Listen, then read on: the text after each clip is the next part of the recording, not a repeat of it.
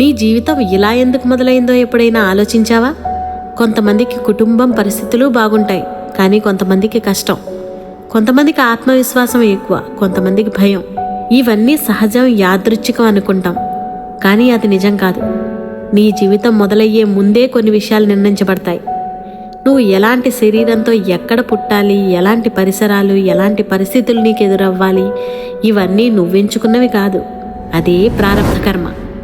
ప్రారబ్ధ కర్మ అంటే నీ జీవితానికి ఇచ్చిన ప్రారంభ ఏర్పాట్లు, అంటే స్టార్టింగ్ సెటప్. ఇక్కడ చాలామంది గందరగోళానికి లోనవుతారు. అయితే నా జీవితం మొత్తం ముందే నిర్ణయించబడిపోయిందా అని. లేదు, ప్రారబ్ధ కర్మ నువ్వు ఎక్కడి నుంచి మొదలవుతావో చెప్తుంది, కానీ నువ్వు ఎలా జీవిస్తావో కాదు. అందుకే ఒకే పరిస్థితిలో ఉన్న ఇద్దరు, ఒకరు పైకి వెళ్తారు, ఇంకొకరు అక్కడే ఆగిపోతారు. నీ కంట్రోల్లో లేని విషయాలు మార్చాలని ప్రయత్నిస్తే అక్కడే బాధ, కోపం, నిరాశ మొదలవుతాయి.